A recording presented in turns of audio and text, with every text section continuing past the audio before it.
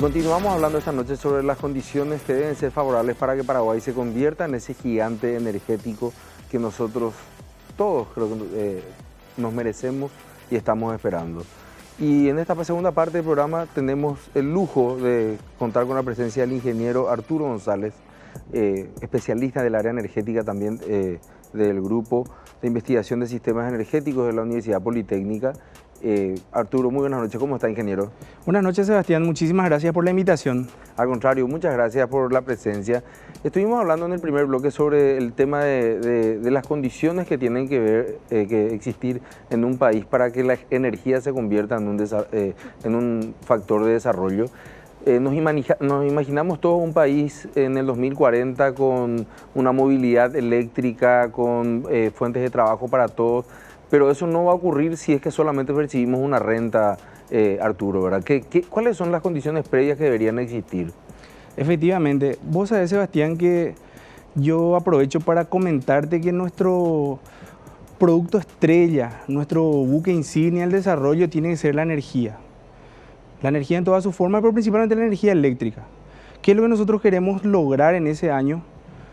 ¿Verdad? Que es el tan ansiado desarrollo, obviamente, ¿verdad? Lo que nosotros tenemos que hacer es tratar de aprovechar las capacidades que nosotros ya tenemos instaladas en nuestro país. ¿Y a qué me refiero con capacidades?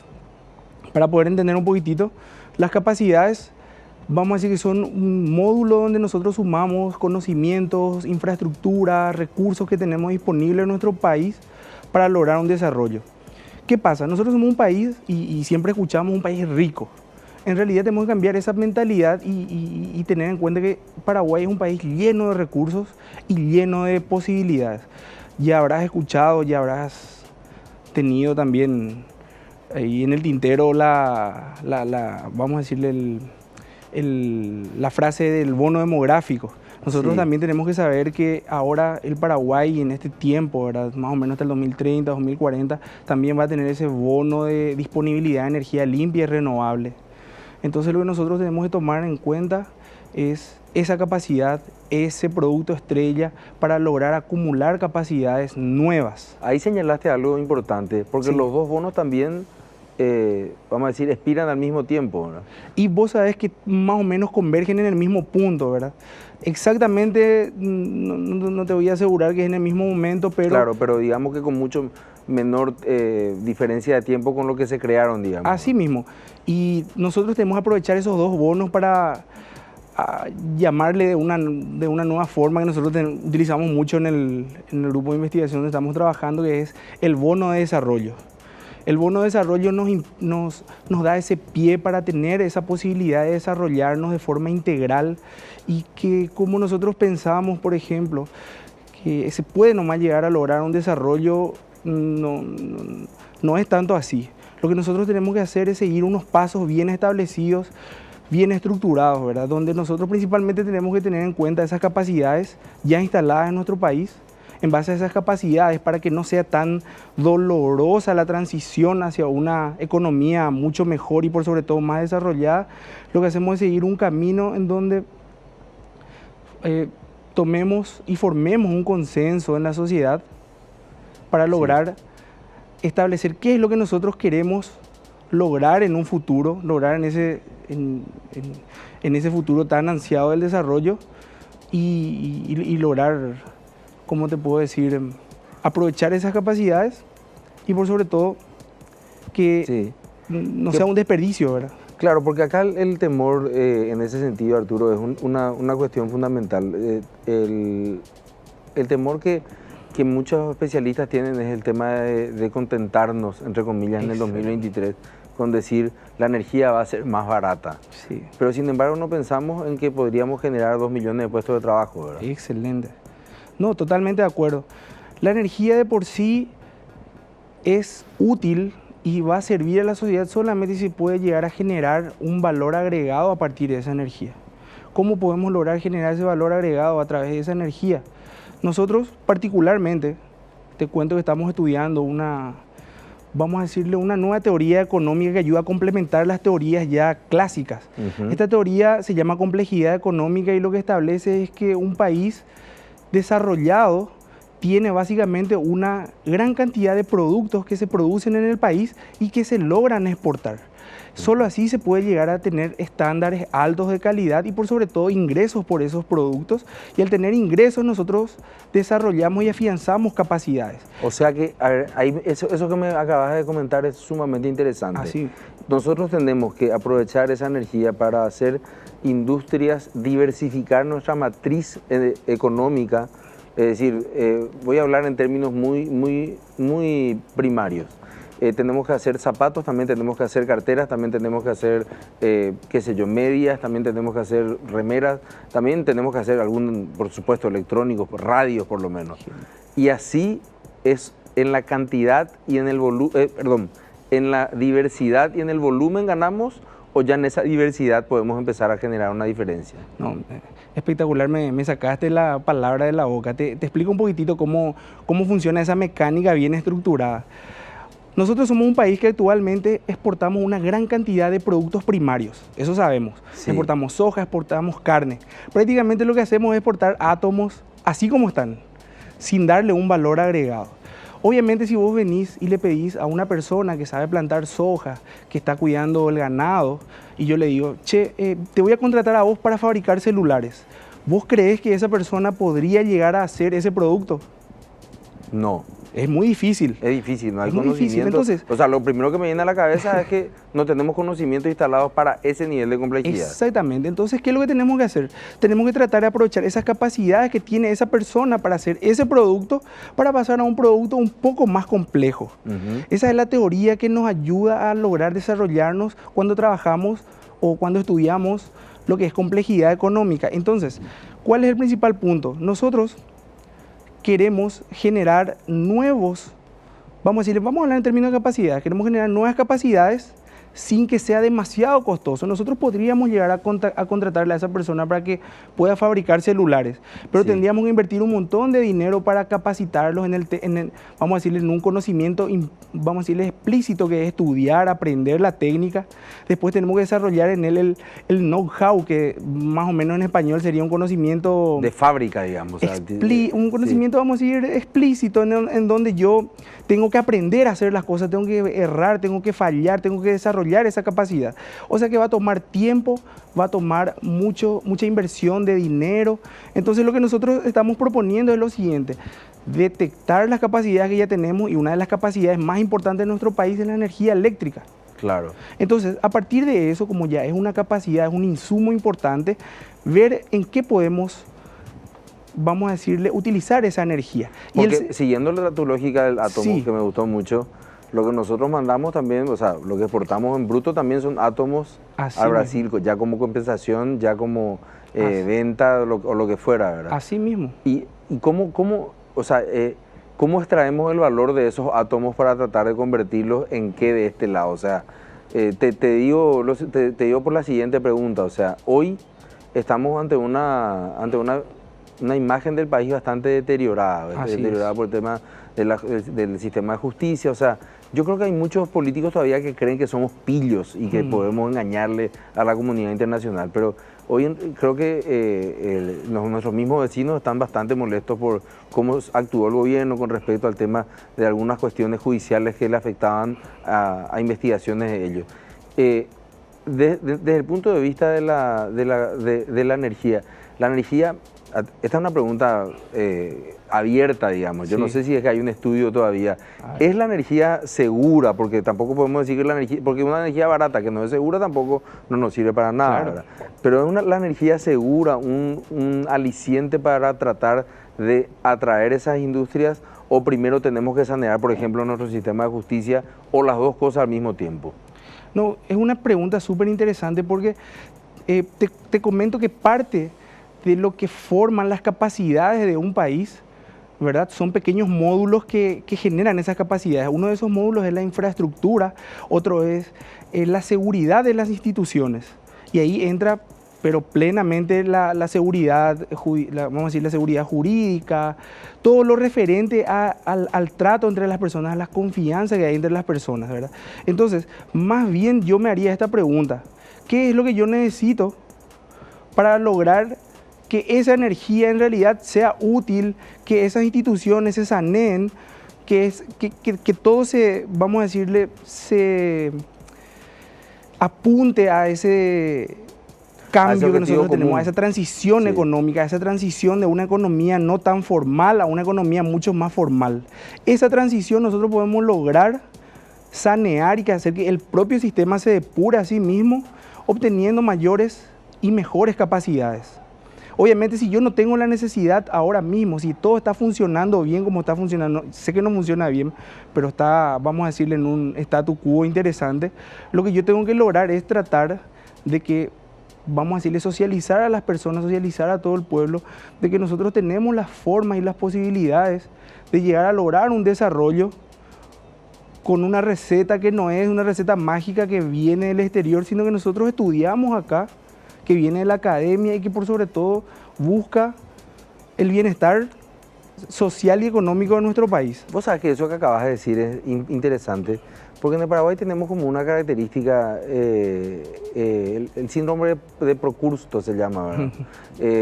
Me gustaría que te vaya bien, pero no mejor que a mí. Así mismo. Entonces, hace poco cuando veía algunas de las publicaciones tan interesantes que hacen ustedes, que por cierto están publicando en Energy Policy, en revistas indexadas, y otra vez son sus artículos muy citados, que son las dos características que cualquier académico de fuste requeriría, o sea, sin desprestigiar ningún tipo de publicación local, digamos que publicar en esa revista es una distinción que no tienen muchos paraguayos. Veía que uno de los comentarios que hacía una persona allí ligada al sector energético decía, esto ya es cuento repetido, ¿hace cuánto tiempo sabemos? ¿Cuál sería la respuesta? Porque me parece, o sea, a mí no me parece eso, ¿verdad? Me parece que es muy interesante. Yo acabas de dar una pista. Ustedes tienen un estudio científico sobre lo que se debe hacer. Así mismo, Sebastián. Y hay una característica principal que nosotros tratamos de hacer siempre, vamos a decir, tratar de mantener muy fuertemente en lo que nosotros hacemos en el grupo de investigación. Y tenemos que distinguir dos partes muy importantes en nuestra vida. Uno son las opiniones y otra cosa son los hechos comprobados. Absolutamente. ¿Verdad? Nosotros siempre supimos, vamos a decirle empíricamente, que nosotros tenemos energía, que es lo mejor que nosotros hacemos, que podemos generar desarrollo. Todo el mundo sabe eso. Pero lo que nosotros hicimos fue tratar de demostrar con herramientas científicas y validadas por pares que ni siquiera son, vamos a decirle, de nuestro mismo nivel, sino que posiblemente son doctores, especialistas en el área, porque para lograr publicar en revistas de impacto y revistas indexadas pasamos por ese proceso largo y doloroso. Lo que hicimos fue pasar de las opiniones a los hechos comprobados científicamente. ¿Eso qué implica? Que por más de que sea un resultado que parece obvio, deja de ser una opinión. Deja de ser un yo siento, yo tengo una intuición, una corazonada de que esto va a funcionar, ¿verdad? Eso es lo que nosotros tenemos que tratar de sacar de nuestra sociedad. Para poder desarrollarnos, nosotros tenemos que trabajar sobre hechos comprobados y por sobre todo, Sebastián, que pueden ser refutados. O sea, vos podés venir a decirme... No, ese es el principio científico por excelencia. Totalmente, ¿verdad? O sea, ahora, para refutar esto hay que también hacer ciencia, ¿verdad? Claro, o sea, por supuesto. No hacer un artículo de opinión, ¿verdad? Sí, hay que hacer un artículo científico y decir, bueno, ¿saben qué? A mí me parece que se equivocaron en la perspectiva de crecimiento.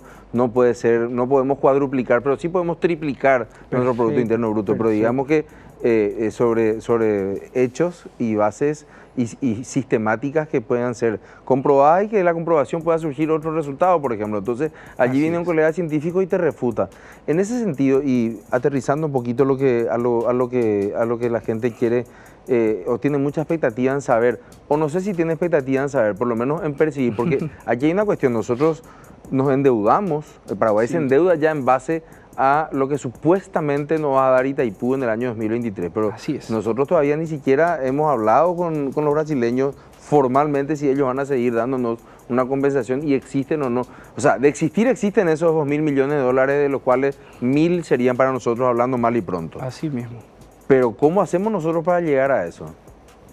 Es una muy buena pregunta, pero vos sabés que yo me haría otra vez una pregunta principal. Si yo sé que la mitad de esa energía a mí me corresponde, que sabemos todos que es así, si yo estoy especulando sobre si me van a dar o no me van a dar, voy a tener o no tener rentas, yo más bien apuntaría a hacer, vamos a decir, lo seguro. Yo siempre voy a traer el partido a mi cancha y eso es lo que nosotros tenemos que hacer y tenemos que hacer todos los paraguayos. Si nosotros sabemos jugar piqui-voley, somos los campeones. Piqui-voley, vamos a traer el Sí. partido a jugar piqui-voley. ¿Y qué es lo que podemos hacer? ¿Cuál es la mejor solución, la que me va a dar 100% de efectividad?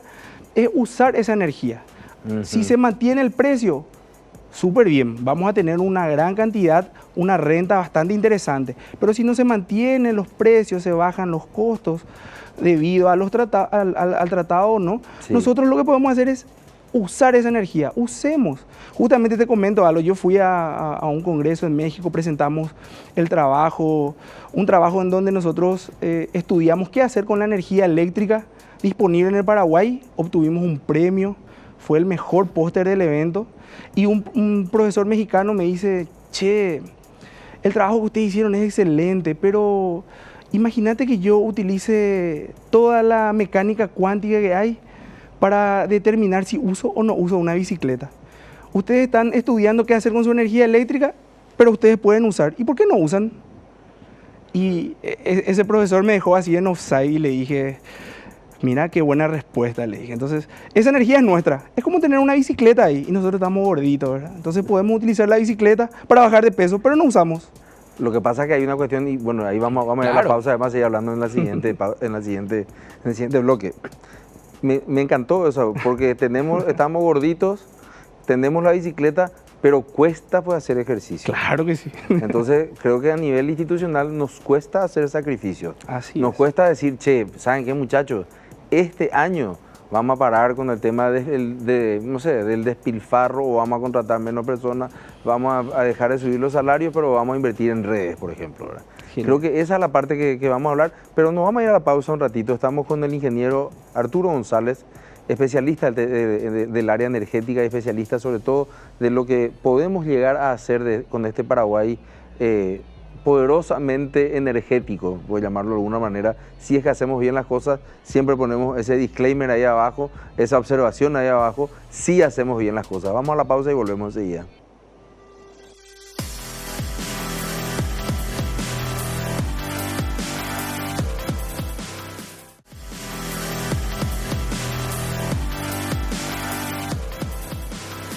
Bono de desarrollo, la bicicleta que tenemos que hacer pero no queremos hacer.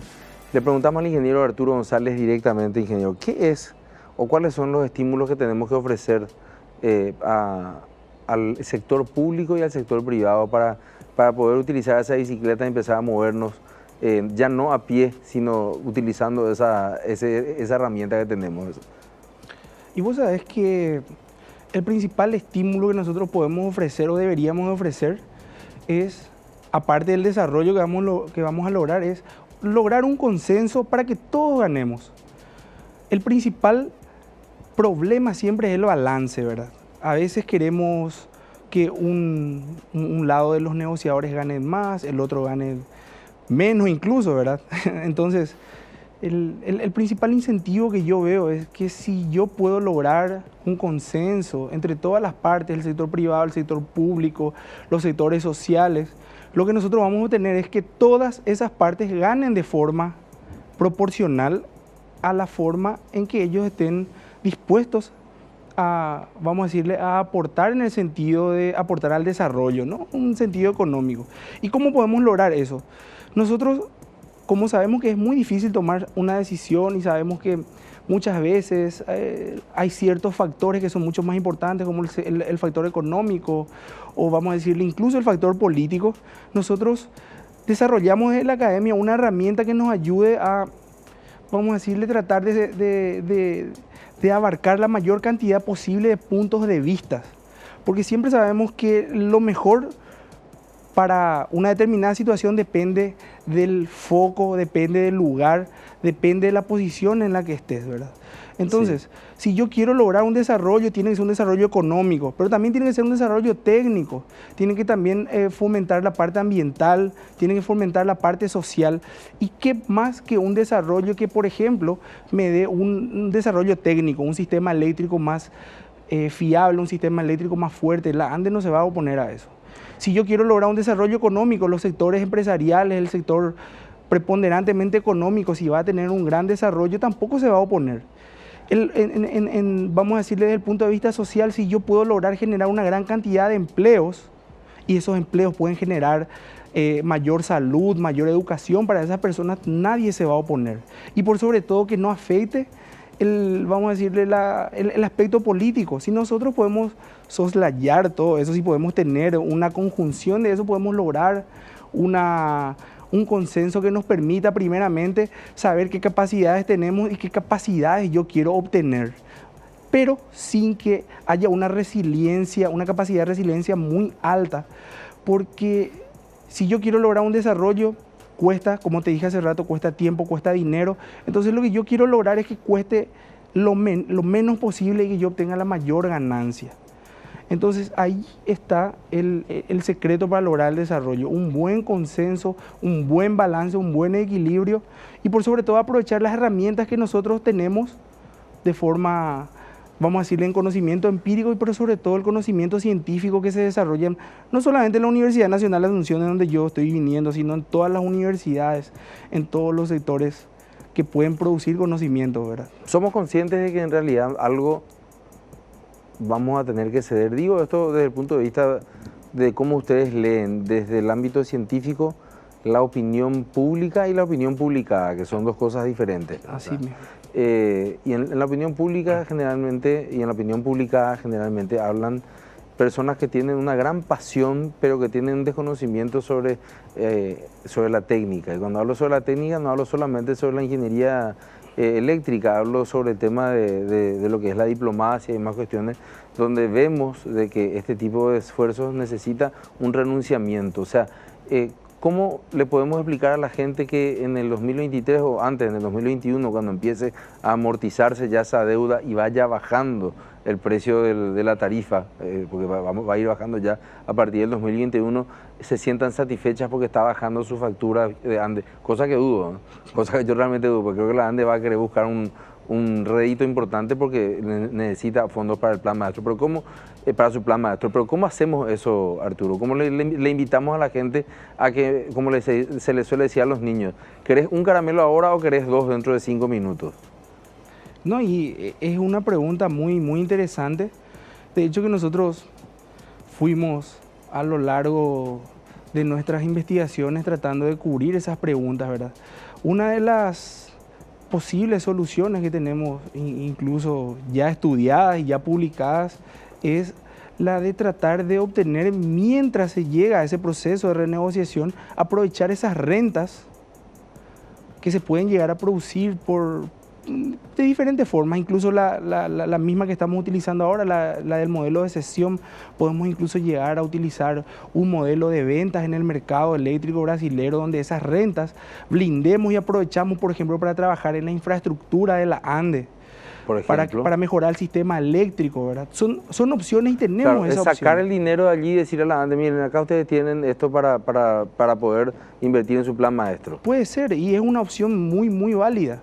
Se podría llegar a hacer, para decir en palabras así más sencillas, para cuando lleguemos en ese momento estemos preparados para el desarrollo industrial o estemos preparados para utilizar esa energía ya sea vendiendo a externos, a terceros, o simplemente tener un sistema seguro, ¿verdad? Entonces, a las personas vos le das un poco más de seguridad.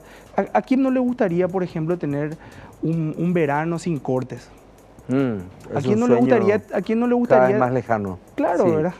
Entonces, ese es el punto. Tenemos las alternativas estudiadas, tenemos que sentarnos y consensuar. Entonces, ¿cómo puedo cerrar esto? A las personas tenemos que demostrarles que se puede lograr desarrollo utilizando nuestra energía y ellos tienen que poder sentir eso. Y por sobre todo, yo valoro muchísimo estas oportunidades que tenemos nosotros los investigadores de venir a difundir lo que hacemos, porque hay demasiados mitos, hay demasiadas opiniones, hay demasiadas, vamos a decirle, verdades instaladas que en realidad nosotros tenemos que tratar de que esas verdades sean hechos comprobables y comprobados. Ese es el punto, ¿verdad? Tenemos que sacar esos mitos y esas creencias de nuestras cabezas, de nuestro, vamos a decirle, de nuestro interior para poder lograr un desarrollo. Exactamente. Bueno, ingeniero Arturo González, ha sido un placer tenerte esta noche. Seguro que no va a ser la última vez, vamos a seguir conversando. Estuvimos con el ingeniero Arturo González, investigador científico de la Universidad Politécnica, del Grupo de Investigación de Sistemas Energéticos. En las reflexiones finales, yo les comentaba durante la charla con el ingeniero González, el síndrome de Procusto, que proviene de un antiguo mito griego donde decía que Procusto era un personaje que tenía una posada en las colinas cerca de Ática, y a la gente que venía a dormir en las posadas le hacía acostar en una cama. Si no cabían en la cama, finalmente él cortaba las piernas o la cabeza en función a si eran más largos en su cuerpo que la cama, o si eran más cortos, los metía a martillazos hasta poder acomodarlos hasta el espacio, hasta el largor de aquel lugar donde ellos se acostaban. El mito sigue y termina después con la presencia de Teseo, que finalmente rumbo a la guerra lo mata a Procusto. Pero el síndrome de Procusto es quizá lo que más nos golpea a nosotros como sociedad, que es una especie de deseo íntimo, muy secreto, pero que vive en nuestro corazoncito paraguayo, de que no nos gusta tanto cuando al otro le va bien. No nos gusta tanto que el otro sepa tanto, no le gusta tanto que a nosotros que el otro conozca algo que yo no conozco. Esto podemos ver, hay miles de ejemplos. Siempre suelo decir que cuando hablamos de nuestros futbolistas, que es lo que más nos preocupa, porque yo les puedo asegurar que estamos sumamente, en este mes de junio vamos a estar sumamente afligidos porque nos vamos a ir al Mundial de Rusia, así como lo estarán también, me imagino, los italianos y los holandeses, pero que por cierto tienen otro tipo de cultura cuando asumen el éxito ajeno. Creo que cuando en este ciclo de charlas que hemos tenido y le escuchamos a dos científicos, a la doctora Cecilia Llamosas, al ingeniero Arturo González, cuando escuchamos esto tenemos que hacer un esfuerzo por sorprendernos, gratificarnos y querer conocer más de gente que ha estudiado científicamente un fenómeno que va a afectar a nuestro bolsillo. Contrariamente a eso, lo que muchas veces vemos es que no, pero eso ya se sabe luego. Eso ya llegó a pan, ya arema, orero y cuamán, esas son las primeras expresiones que se suelen escuchar cuando existen posiciones que tratan de traer soluciones a problemas que son realmente serios para nosotros. Y yo creo que particularmente en el área científica tenemos mucho que escuchar a gente que ha estudiado este fenómeno de lo que es la renegociación del Tratado de Itaipú y lo que podemos hacer con eso a partir de la ciencia. No solamente de la política o de la promesa política, que van a ser absolutamente necesarios para poder mover a nuestros negociadores principalmente, porque yo siempre digo, aquí se juegan como 3 partidos. El primer partido es tratar de ponernos de acuerdo todos en el Paraguay a ver qué es lo que queremos. Esa ya va a ser una gran victoria. El segundo partido es tratar de convencer a nuestros negociadores que no se entreguen ante la seducción que va a ofrecer el otro país, que es el Brasil. Y en tercer lugar es finalmente que Brasil acceda a nuestros planteamientos o reclamos y haya un doble sacrificio donde uno ceda algo y el otro también ceda algo. Finalmente en eso se basa la negociación. Y cuando digo esto no estoy atacando al Brasil, no estoy desacreditando a otras posiciones. Los países tienen intereses y a partir de esos intereses fijan sus posiciones. Si nosotros vemos, por ejemplo, y me parece muy acorde a esto, hace unos días el gobierno paraguayo decidió de una manera sorpresiva trasladar la embajada del Paraguay de Tel Aviv a Jerusalén. Solamente 3 países en el mundo han tomado esa decisión, 3 países en el occidente, para ser un poquitito más precisos. Estados Unidos, Guatemala y Paraguay. Obviamente entre Estados Unidos y Guatemala y Paraguay, hay una diferencia importante de tamaño y de influencia a nivel mundial. La pregunta es cuáles fueron nuestros intereses al hacer eso. Lo primero que me viene a la cabeza, y esto reconociendo el enorme valor que tiene, no tiene nada que ver con el aprecio que tenga yo hacia el Estado israelí o la sociedad judía, que han hecho aportes enormes al mundo y sobre todo al mundo de la investigación, ¿verdad? Porque recordemos que Israel es el campeón mundial de la investigación, invierte un 7% en investigación y desarrollo, o sea, creo que es como un ejemplo a seguir. Ahora, ¿cuáles son los intereses del Paraguay? Si el presidente o la Cancillería nos dice que en realidad nosotros estamos decididos a aumentar de un 0,086% de inversión en investigación y desarrollo a un 3% gracias a la ayuda del gobierno israelí, bueno, yo le aseguro que allí hago mea culpa y me callo. Pero si en realidad lo que se hizo esto fue para, no sé, tratar de paliar alguna necesidad personal de alguno de algún personero de este gobierno, y nos hemos comprado un problema, no solamente con el mundo árabe, porque incluso hay en Israel mucha gente que en este momento está diciendo nos trajeron el problema de Jerusalén, mientras que decidió esto, que Donald Trump vive a 10.000 kilómetros de acá, sino con Rusia, que es nuestro principal mercado de carne y que ya ha salido a condenar la posición de los Estados Unidos, y nosotros atrás vamos, o sea, ¿a quién le vamos a vender carne? Entonces, encima con los problemas que tenemos con la carne ahora, sumarle esto a una molestia de nuestro principal mercado nos lleva a un problema. ¿Por qué traigo a colación eso? Porque nosotros tenemos que tratar de fijar cuál es nuestro interés con respecto a el Brasil, la binacional y qué es lo que nosotros nos proponemos. Nos proponemos realmente extraer una renta para poder generar una inversión que genere manos de obra, que genere conocimiento, que genere transferencia de tecnologías, o lo que queremos es nada más que vivir un poco mejor y generar un país de renta, digo cualquier cosa, de renta universal. Puede ser eso, ¿verdad? Puede ser. Pero eso por lo menos tenemos que debatirlo. Y si no traemos a la instancia científica y académica a este tipo de debates, entonces vamos a estar debatiendo sobre supuestos que no existen. Y lo grave en este tema es que Brasil hace 100 años ya sabe lo que va a hacer con Itaipú. Nosotros todavía estamos especulando sobre lo que vamos a hacer con Itaipú. Y eso es un motivo de preocupación. ¿Por qué? Porque, como bien lo ha señalado el ingeniero González, nuestro bono demográfico y nuestro bono energético, más o menos en la misma época, fenecen, por llamarlo de alguna manera. Sin energía y sin mano de obra es muy difícil generar cualquier fuente de trabajo.